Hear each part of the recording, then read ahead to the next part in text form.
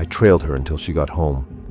After making sure Mags got home safe, I ran in a fury back to the abandoned mine and busted further into the cavern, using just my fists. Since having joined with my wolf, I was stronger than ever, and even in my human form, I could borrow his strength. I was angry. How did I mess up?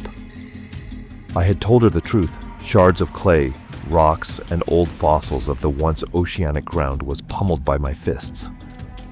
Rocks, a small pile of black stones, fell to the ground around me, catching light as they flew.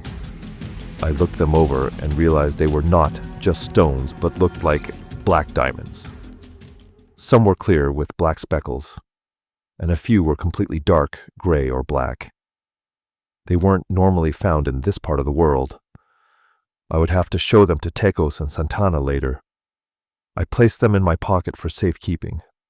I sniffed and searched out the mine for more silver. I found a fresh batch. Larger pieces. The original miners who owned this mine missed so much before abandoning it.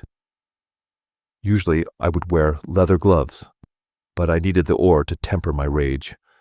I will put them in the kiln tonight, just the way Tecos had taught me, to purify the metal. Since finding my mate and my new life as a non-rogue, I finally had a need for money. I had already submitted and sold some pure silver bars I had formed, and a few gold ones to the Precious Metals Store, California. Whoever paid the highest. Tecos wasn't exactly happy about it. He didn't want me raping the earth. But we had come to an agreement that as long as I was using the leftovers to make it into jewelry, or to donating some of the raw ore for other natives to use, and not taking more than I needed for a home and basic necessities, he would be okay with it. I used the money to buy new clothes for the first time in my life. I had taken the cue from her vampire father to look nice for my new mate. I never need to buy anything before. It was strange, but also nice, if I am being honest. I needed to change her impression of me if she was going to accept me. If she could accept a vampire for a father, why would she not accept a wolf for a mate? I still did not have a proper home to take her to, but soon I would, after I completely gutted this corner of the old mine and a few others around the world I had found abandoned. The owls come and go, preferring to travel back and forth from Texas to Mexico and then back again. Creatures like us don't have the same type of border systems as humans do. We have territories, yes, but the lines of these lands were laid down thousands of years before the Europeans came. Land was divided up by territories, and whatever supernatural creature controlled the area became that land's caretaker. This whole desert, from the coast of Mexico, near Ensenada, to the east of Texas, laid a vast desert area that was mainly inhabited by rogues. So I was free basically from the clutches of other packs that might know who I was to venture to and fro. Having my true form allowed me to run back and forth with the speed of lightning to conduct all my business and errands. I had ventured down south into Mexico one night to trade gold for a doctored birth certificate and all the necessary paperwork required to gain property. I had a new name, which isn't important enough to mention, but I had come far in my preparations to secure a place for my mate and I. I would have a home as soon as the paperwork was finished. Then I could open up a bank account and make my way into this modern world. "Oh, if your parents could see you now," Ash replied, weak but attentive to my thoughts, despite all the silver around us. "You'd think they'd be proud?" I asked. "Are you kidding? Well, if anything, you've got me as a wolf, so they would be proud of me," I scoffed. Even in his pain, he was a comedian. I just needed her to be on board. Together, I was positive that I could help her. She may have to wear my specialized jewelry all her life and never trigger her shift, but I was willing to accept that. It was daunting to realize that she may never be willing to accept that herself. I quickly finished up with a new bracelet for my mate. It was going to have more stones on the inside to protect her skin from rubbing up on the silver instead of the steel. I made it with a gap this time to allow her to remove it whenever she needed to. This type of cuff bracelet was very popular for native jewelry. I trusted that she was smart enough to realize it was for her own good. Once the wolfsbane was completely out of her system, she'd have her wolf to converse with in her mind again. I could never allow any wolf to use wolfsbane. It was how my parents were killed. The plant left a bad feeling in my gut. With Silver, she just wouldn't be able to shift. And best of all, the ghouls and vampires would stay away. Silver's all she needed. I wondered why her father would be willing to take that risk with her. Maybe her father was trying to protect her. Maybe he removed her fangs to delay shifting. Or maybe he removed them to allow her to have a chance at a semi-normal life. He used Silver on her, too. That wolf's bane was different, Ash said. I didn't recognize it because it's not your typical wolf's bane. Perhaps he is using a witch or alchemist to help him. Just keep an eye out. His ghouls are different too. They are stronger and smarter. Will do, I answered. What Mags had told me straight gutted me. He used ghouls to make her wear a small silver retainer at night. The wolfsbane would have suppressed her wolf. The silver would not have burned her then. When Ash was hibernating, the silver did not affect me much either, come to think of it. Even now, after years of hunting vampires, I have to admit that I didn't really know their kind as well as I thought. I did try to wake her so I could explain the bracelet, but she was entranced. I half hoped her wolf would be able to explain what happened, but her wolf was repressed. I had bent the bracelet thin enough to let her tiny fingers in, and then bent it back into a round form when it was over her wrist. Maybe I should have just made a cuff bracelet to begin with. I'm so stupid sometimes. I just wanted to make sure the ghouls didn't remove it. Another round of angry punches to the walls, and I was starting to feel a little less angry. All these years alone hadn't helped my social skills. What did I say? A dark-haired raven? God, that was so corny. She was right for being mad. Did I like it? Not at all. Did it turn me on? A smile gleamed across my face. Of course it did. Ash had been quiet again since going deeper into the mine. He moped in the back of my mind. He didn't like when I worked with Silver, so he would usually just nap, but he didn't sleep. I'm too heartbroken to nap, he said. I knew why, but I let him talk as I swirled the melted silver down, getting it ready for the mold. I cannot mark her if she cannot shift, he said. He stood up and turned around 2 times before sitting back down again, with his furry tail neatly tucked around him. Or at least, this is the picture I got of him in my head. Marking was a sacred ceremony. By doing this, we imprinted the souls of our wolves together, becoming one. I know, buddy. I promise you, we'll find a way, I said aloud. The silver was almost ready, and so I quickly gathered the rest of the materials and worked like a quick little hobgoblin, securing the last of the stones. We will never be able to mind link or welcome her into our pack when we take over as Alpha. She will grow to resent us.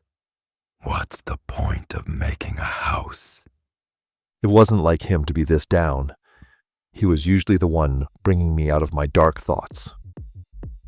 By early morning, the bracelet was ready. Here, Wolf, I said as I undressed. Let's go and deliver this gift to our mate. I know seeing her always brings you, us, much joy. Instantly, I shifted and headed in the direction of our mate's home. The cavern stretched before me, a labyrinth of darkness and echoes. To me, the desert was always best in the early morning hours. Each step was a whisper against stone, my breath misting in the damp, cool air. In my muzzle, I carried a precious gift, a silver bracelet wrapped in a piece of buffalo leather. I had promised her this gift and surprised myself with how beautiful it came out. The weight of the journey pressed upon me in my mind, a melancholy shadowed by the vast loneliness of the desert air. Emerging from the caverns, the transition was abrupt, the dry desert air greeting me like a silent guardian. The moon cast its ethereal light on the sands, turning them into a sea of shimmering white waves. Each stride through the desert was a note in a symphony of solitude. The world around me was alive with the quiet hum of nocturnal creatures, but I felt the ache of distance and the cold edge of isolation. Had I messed things up with her? Was she angry at me? I was angry at myself. No matter all the advances I had made, I still felt so inadequate. As I neared her home, my heart pounded with a mix of anticipation and sorrow. The town was wrapped in the blanket of night, its inhabitants lost in dreams. It was morning, but still dark out. I approached her window with the silence of a ghost, nudging it open with my muzzle, before quickly swooping in to find Mags asleep, her presence a beacon of warmth in the stillness. She lay on the bed, her breath a gentle cadence, her body curled into a serene posture of peace. Her scent always hypnotized me, jasmine and rose, sweet, but with a tinge of danger. Her fangs. It saddened me that no matter how much I wanted her to lose her vampire side, it made her sad to have that choice taken from her. I hoped for his sake that she was right about her father and that he was not trying to kill her wolf. I would go to war for her, even if Tekos did not approve. I placed the leather pouch gently beside her pillow, my movements careful and deliberate. Ash nestled close to her, our forms fitting together like pieces of a puzzle, the connection between us, a balm to my weary soul. I would have shifted back to being human if I didn't think she'd be insulted by finding a naked man next to her. I was slowly starting to understand her human nature. She was raised around humans, so I had to expect and respect that part of her. To my surprise, she hugged my wolf body and settled into a deeper state of sleep. I was like a giant lapdog, and I couldn't be happier. I too snoozed. As dawn began to whisper its arrival, the first rays of light filtered through the open window. Mag stirred. Her eyes opened slowly, taking in the world with a sense of newness and wonder. She breathed deeply, catching my scent, a blend of eucalyptus and alpine lupine flowers, a reminder of the wild and the familiar. The desert here does not grow the lupine flower, so naming my scent would be difficult for her, but nonetheless, she was drawn to it as my mate. Her eyes grew for a second, then suddenly relaxed. She recognized me. Her gaze fell upon the pouch, curiosity lighting up her features. She unwrapped it, revealing the silver bracelet within, its intricate designs dancing in the morning light. The bracelet was a symphony of silver and rare stones, more beautiful than the one I had given her before, each etching a testament to my love. I had also placed more than just one stone. Ash had hinted that her favorite was red coral and black onyx. Red coral is a type of shell that the owls had plenty of. This was something he learned from Lus, her wolf. Though we were not bonded with Mind Link, it seems when we touched, they could receive vague images from each other and communicate. I wanted to create a buffer to protect her skin if she accidentally rubbed it against herself. So I placed flat stones underneath it as well, instead of steel. Santana had explained to me that for the skin shifters, the silver and stones worked differently. They were protective, of course, against negative energies, but they also revitalized their supernatural abilities. Our wolves did that for us. We had no need for it, especially the silver, because it was toxic to us otherwise, but if it kept Mags from turning into a twisted and deformed monster, if her wolf ever tried to come out again, I was all for it. In the center was a large circular piece of mother of pearl, which symbolized the full moon. Around the whole bracelet were other medium pieces of mother of pearl, each symbolizing a different phase of the moon. Around the medium moon phases, I embedded the onyx stones to act as a backdrop for the night sky. I also placed white buffalo stones shaped like stars inside the curtain of black onyx. To border the rim, I used red coral, her favorite color. On the inside of the bracelet, the part that would be touching her skin, I covered the steel with turquoise. Turquoise was used to represent the sky, according to Santana. For me, it also represented the dual nature of werewolves, human by day, wolf by night. The final touch was the onyx stones shaped like a howling wolf. That was me. I didn't want her to forget who made it for her. Call it my signature. She slipped it onto her wrist, the turquoise cool against her skin, a perfect fit. Tears of joy sparkled in her eyes as she looked at me, her face radiant with happiness. I love it, she whispered, her voice trembling with emotion.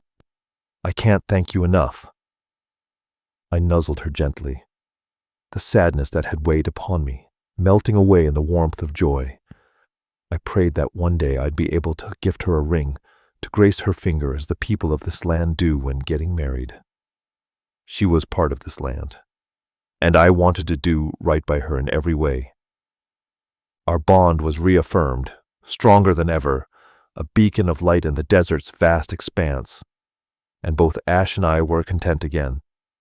As the sun rose, casting its golden glow over the horizon, I knew that no matter the challenges we faced, we would always have each other.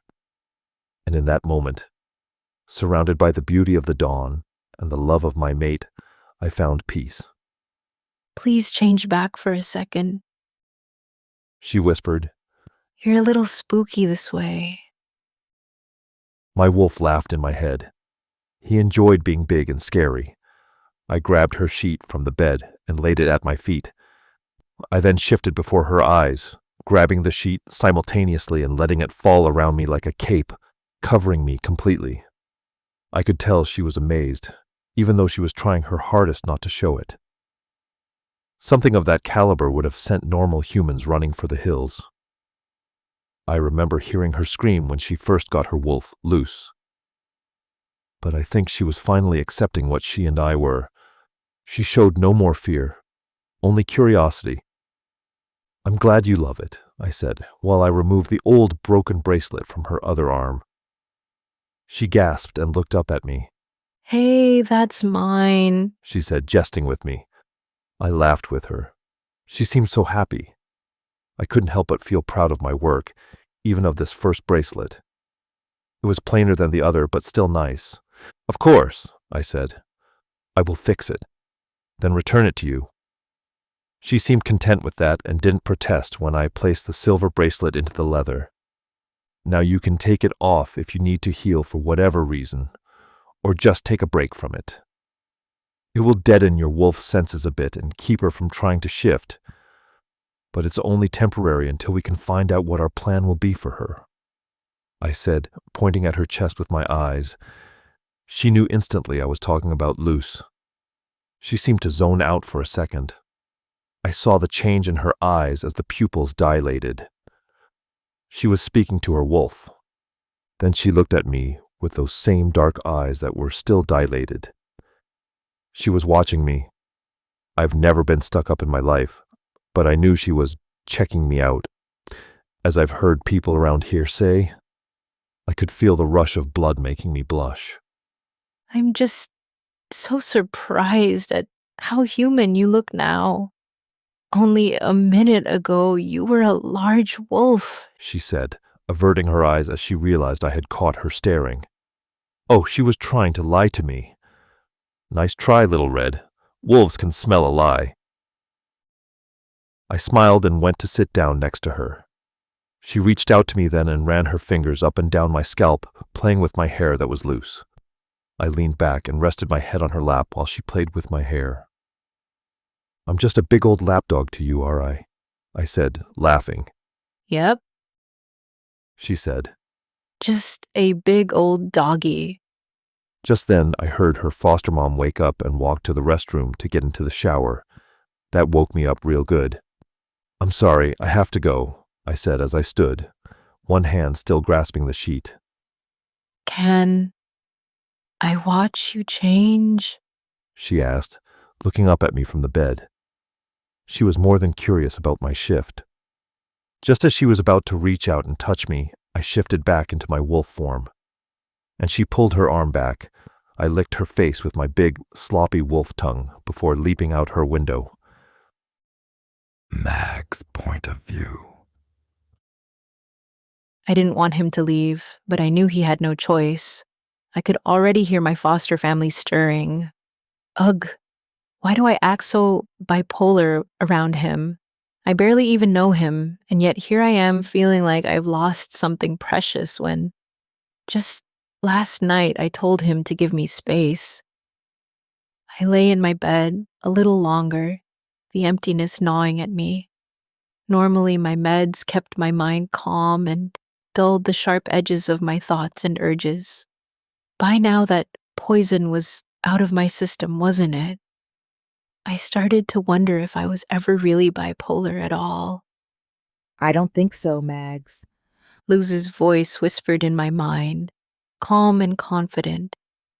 I'm afraid I was the bipolar I have been trying to emerge since I first awakened when you turned 13. The wolfsbane is completely out of your system now, though, thanks to me and my fast metabolism. And you can wear your bracelet anytime you want. It's okay. There was pride in her voice, a sense of accomplishment.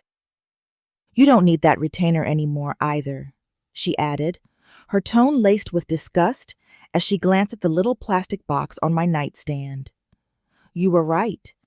It's also silver. But our handsome Alpha's bracelet is enough to keep me from breaking free and accidentally hurting you.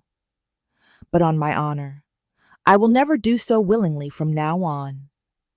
In my mind, I pictured Luz stating that with her head hung low, her big, soulful eyes tore at my heartstrings. Luz, I said aloud, my voice trembling. I'm so sorry I yelled at you last night. I love you. You're my only real and best friend. The only one who knows the real me. I didn't mean to. I know, Luz replied softly. I can feel what's in your heart. But woman, if you ever talk to me like that again, I'll bite you. Her playful threat broke the tension, and we both started laughing, the sound filling the room and pushing away the lingering darkness. Yeah, you probably would, I said, our laughter helping to dissolve the heavy emotions that had been weighing me down. I finally got up and headed for the shower, letting the cool water wash over me.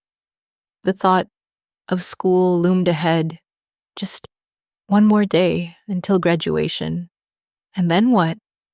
Not that school had been particularly hard for me. I actually liked it. I was already taking college courses in English, biology, and chemistry. Math, though, math was still a pain in my behind.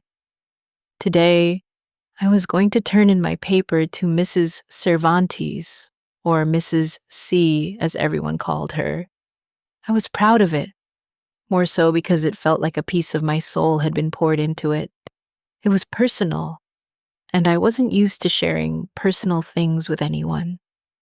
The paper was about the night that had changed my life forever, and I hoped Mrs. C wouldn't ask too many questions. For a moment, I wondered if it was too revealing. Before leaving, I glanced at the Kachina doll Torito had given me, gently petting its head for luck. Then, I grabbed my bike and headed to school. Nah, I thought, reassuring myself. It's cleverly disguised as fiction. She'll never know. Today was too hot to wear black. I put on my sunscreen and white shirt with black long skirt with pleats. Okay, so it was too hot for a black shirt. I loved the way my skirt flowed in the wind. I wore my red and black combat boots today with my red, puffy velvet hat. I hurriedly streaked on some black lipstick before heading out. I felt great, but my confidence was shattered when I saw the big red F scrawled across the top of my paper at the end of class. An F! I blurted out, disbelief and anger tightening my chest. Mrs. C had already returned our papers, and I sat there, staring at the grade like it was a slap in the face. There were only 6 of us in her class. Most seniors had taken work credit and didn't have to attend anymore. Lucky them. But here I was, stuck with a teacher who seemed determined to ruin my day. As the bell rang, I marched up to her desk at the front of the class. She was scribbling something on a notepad, which she quickly tucked away as soon as she saw me approaching. Magdalena, how may I help you? She asked, her tone indifferent, as if she already knew why I was there and was bracing for it. I don't understand why you gave me an F, I said, trying to keep the frustration out of my voice as I watched her shift uncomfortably in her seat. Mrs. C was in her 50s, a larger woman with gray hair and thick glasses. She kept her hair short and curled it daily to keep it off her face. There was a time, I imagined, when she had been quite beautiful, but now she seemed weighed down by something heavy, perhaps her own regrets. I almost felt sorry for her, but that didn't change the fact that I needed to know why she'd graded me so harshly. You didn't follow the directions. She replied, her voice flat. You were supposed to write a nonfiction essay using visuals and emotions. You turned in a piece about werewolves and owls. I just don't get it. I thought you were better than that. What? You never said anything about nonfiction, I argued, my frustration bubbling to the surface. It was listed on the assignment sheet I handed out, she said, pulling out a piece of paper and handing it to me. Sure enough, there it was in black and white. Nonfiction descriptive essay using visual and emotional writing. Clear as day. So, you wanted us to write an informative page using emotions and visuals? I asked, still trying to wrap my head around the assignment. Yes, she said, her voice laced with disappointment. And also, please be careful about what you turn in for others to read, Magdalena. It can give people the wrong impression of you. People might think you're a witch or something, writing about such things. To hell with what people thought. I'm not a witch, I exclaimed. This is a creative writing class. I didn't think I had to censor myself here. You're right, she said, her tone softening slightly. You don't have to censor anything, and I will still grade you accordingly. Just be careful. You know our people didn't have a form of written language for a reason, she added, letting her hand rest on my arm, her fingers brushing against the silver bracelet I wore. She left it there for a moment, her gaze meeting mine, and I couldn't help but notice that the silver didn't bother her the way it did me. Just what exactly was she trying to tell me? It's not because we couldn't write, but we are a strong spiritual people, and our words, writings, and symbols all hold power, she continued. I understood what she was saying, but why then did she also call me a witch? She wasn't like me. She wasn't a ghoul either. Didn't Andy say silver would burn them? So why was she looking at me like that? I glanced up at her short hair, wondering if I had ever realized she was native. I'm in mourning, she said quietly, almost as if she'd read my thoughts. Please don't judge me. Oh, like how she just judged me? Ridiculous. Words are powerful, Magdalena. Just come back tomorrow and turn in a new assignment, a nonfiction essay, and I'll accept it. But as for that, she said, nodding toward my paper, burn it, cousin. Her words sent a chill down my spine. What did she know that I didn't? Why were people suddenly calling me cousin? I was going to have to call Torito soon. Maybe digging into my past wasn't such a bad idea after all. As for my writing, I'd be more inclined to frame it rather than burn it after her accusation, even with a big ol' fat F. Andy's point of view. Take the diamond, Santana had told me, and that is exactly what I planned to do.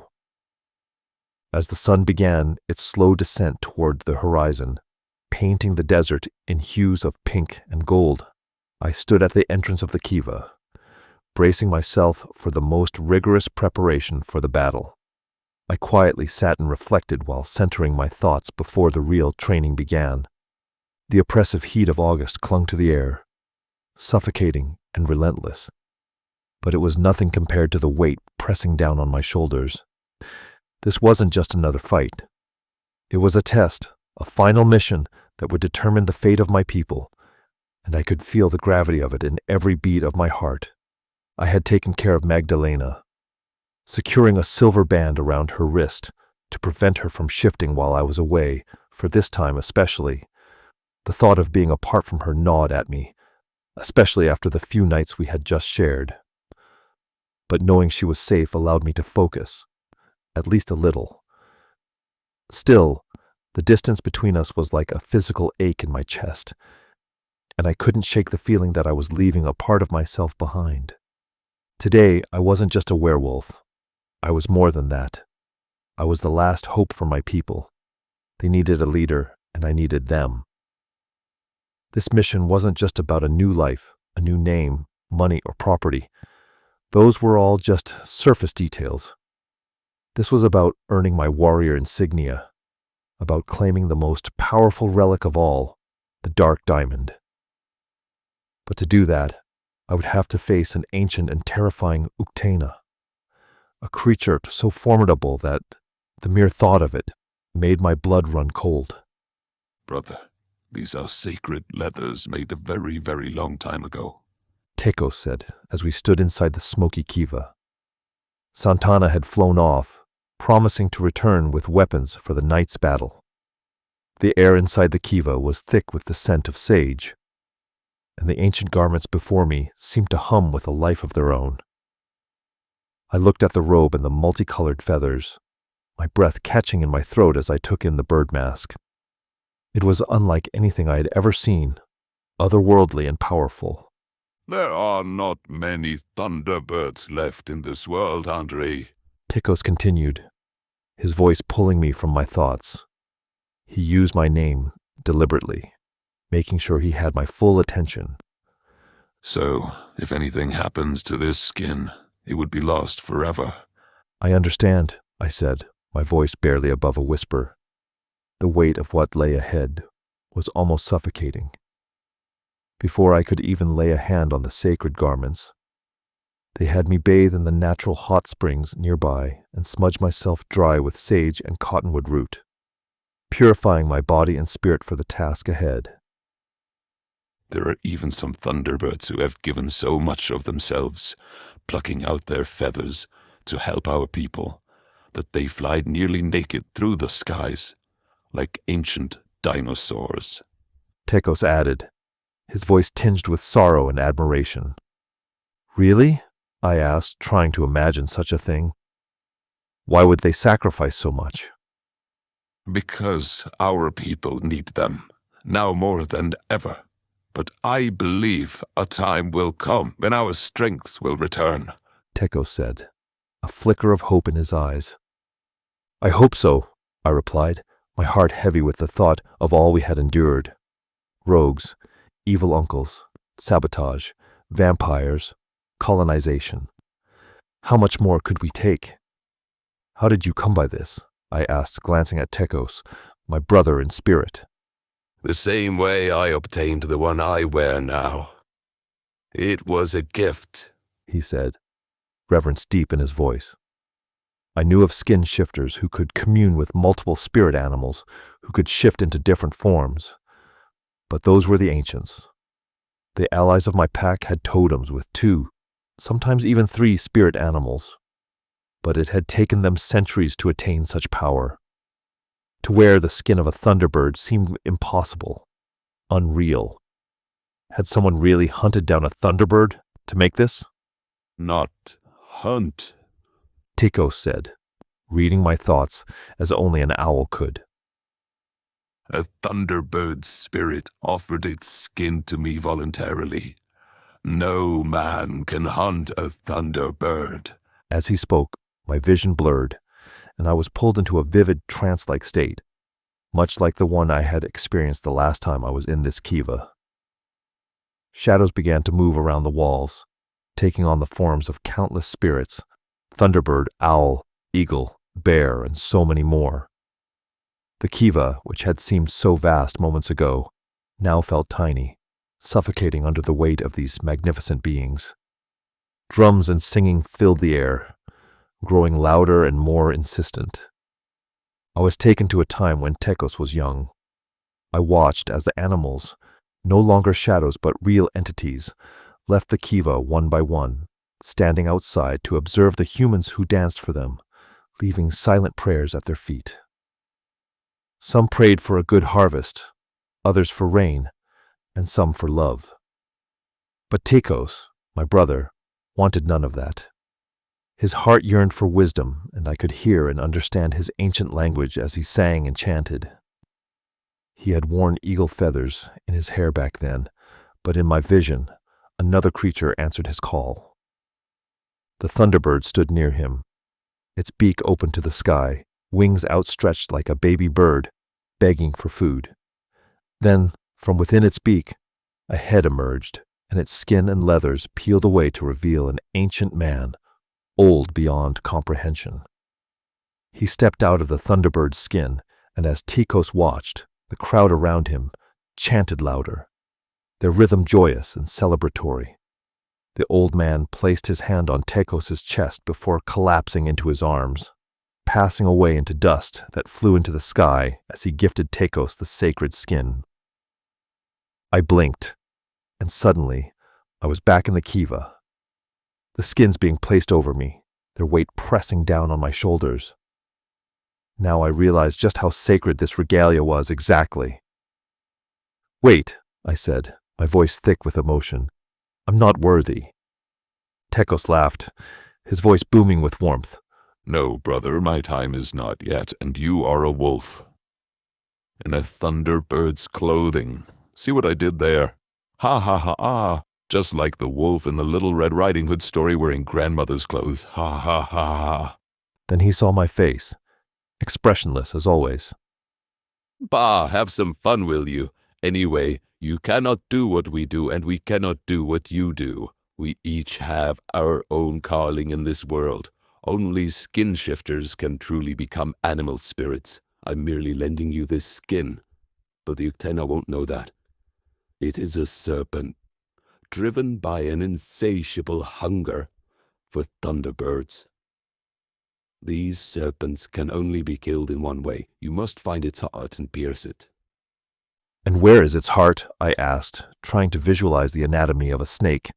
Tekos chuckled, a sound that was both comforting and unsettling.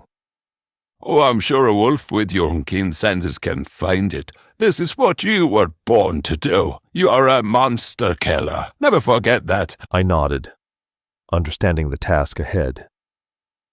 This particular serpent emerges only once a year, at sunset during the Perseid meteor shower. You will wake him with your dance. He will feel the vibrations in the ground and caverns where he sleeps. Once he surfaces, he will see you dancing and mistake you for a thunderbird. You must strike quickly if you want his diamond, but you must do so while protecting my suit. He placed a hand on my chest, his eyes locking with mine. You must kill him fast. If he has time to charge his diamond under the night sky, the lightning strike will kill you. "I promise," I said, my voice firm, though my heart pounded in my chest. I looked at Tekos, this majestic owl man, with a respect that bordered on reverence. I couldn't help but wonder what other powerful regalias he held, what other secrets he guarded. One more thing, Tekos said as he prepared to climb the ladder. Don't fear change. Don't fear death. Don't fear at all. All things change, all things die. It is the circle of life. He pointed to the ground where the circular indent of the kiva surrounded the fire, Fire is life. Fire is also death. You must choose. I nodded, the weight of his words settling over me like a shroud. At that moment, Santana swooped down in her owl form, screeching as she alerted us to her return. In her talons, she carried my old weapons, dropping them near the entrance. She was fast, remarkably so. My weapons had been buried hundreds of miles apart, in places only I knew. I thanked her through the mind link. Perhaps it was the owl spirit that had guided her to my treasures. She screeched again, beckoning Tekos to join her. He climbed up the ladder with surprising ease, his earlier wisdom and gravity replaced by a childlike glee. Santana's owl eyes reflected the vibrant thunderbird feathers, glowing in the fire's light near me. I looked down at the feathers, examining their colors, and a chill ran through me. They were eerily similar to the feathers worn by the bald witch who had once tried to kill me. There was a connection between these feathers and his. I could feel it. So many questions swirled in my mind, but I knew the answers waited for me in the caverns of the valley. My physical training was persistent. For the past 2 weeks, I have been using the rocks and boulders for weight to gain muscle mass. Ash trained for speed and agility by running through the tight ravines, careful to avoid noise and detection from other animals. Tekos brought along with him rogues from our Shadowland nation to spar with me. But now, with my training complete, tonight was the night. I was left alone to pray and gather my thoughts. I sat down to stretch in the exact spot where Tekos had sat during my coming-of-age ceremony. The air was thick with the scent of sage and smoke, mingling with the lingering presence of the spirits that had filled the kiva moments ago. Once I was loose enough, I took out the wooden pipe Tekos had given me and began packing it with the tobacco and other sacred herbs he had provided. My hands moved with a practiced familiarity that belied the turmoil in my heart. The fire crackled softly in front of me, casting flickering shadows across the ancient walls. I reached into my pouch and pulled out a small batch of powdered aluminum, collected from the remnants of my jewelry making.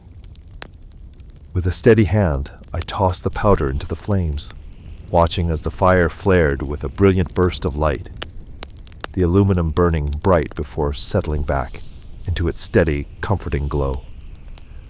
My thoughts turned to Magdalena, my mate, and the heavy weight of our unresolved dilemma. I had grown accustomed to being alone as a rogue by necessity, yet now I had her. Without her at my side, life would seem miserable. We couldn't mark each other because of the strange nature of her hybrid animal. From the moment I first sensed Luz, I knew something was different.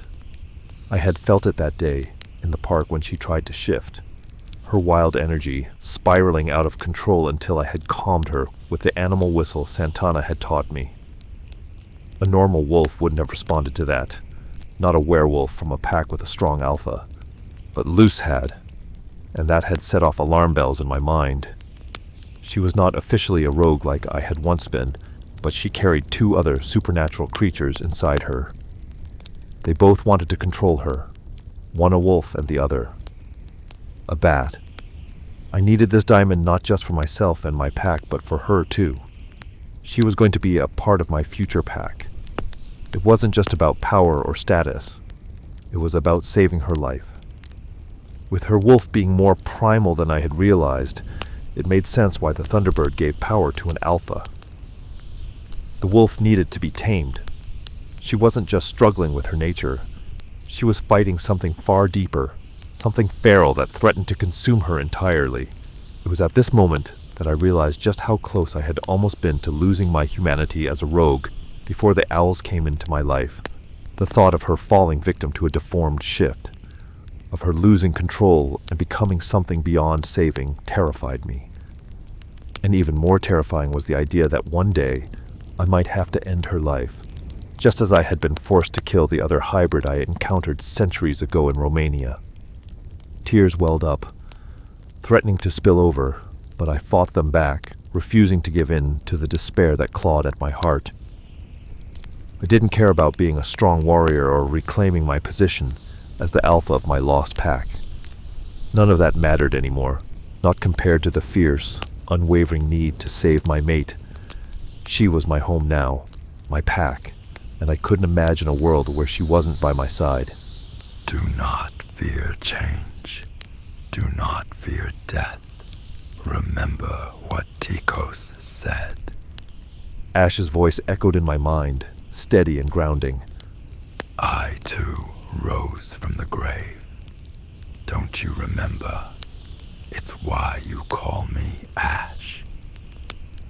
A sudden realization struck me like a lightning bolt, and I leapt to my feet, my heart pounding in my chest. Was that the answer? Had her father known all along? He hadn't been trying to kill her wolf. He had been trying to kill the vampire inside her. That's why he removed her fangs. Vampires weren't vampires because they lived. They were vampires because they died and were reborn. Maybe her father had figured out how to save her, and I was the idiot messing things up for him. Did Magdalena have to die in order for her wolf to be transformed into something new? Something whole? The thought sent a shiver down my spine, the implications terrifying, yet strangely hopeful. But there was only one way to know for sure if my theory was true, without testing it on her directly. Was this the meaning behind my vision during my coming-of-age ceremony? I had to take the diamond. It was the key, the answer to everything. I could feel it in my bones, in the fire that burned in my chest. I had to succeed, not just for myself, but for her, for us.